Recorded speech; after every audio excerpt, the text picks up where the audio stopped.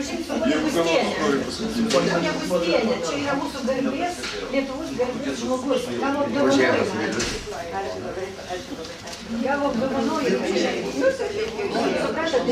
Čia mes pakliūsime į banditų.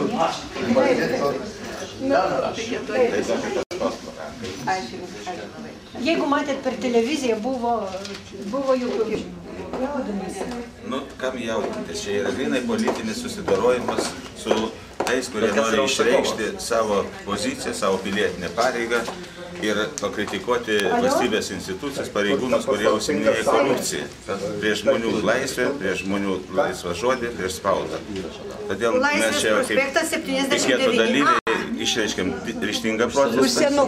Klaipėdos miestas palaiko. Užkart už senukų, prie senukų, Todėl vat kur aš senukų dabar parduotuvė, manau, iškart kad senukai po to yra. teismo mes eisim prie prezidentūros ir tenais darysim piketą ir įteiksim jiems irgi pareiškimą. Netoli, čia pat kažkur tai.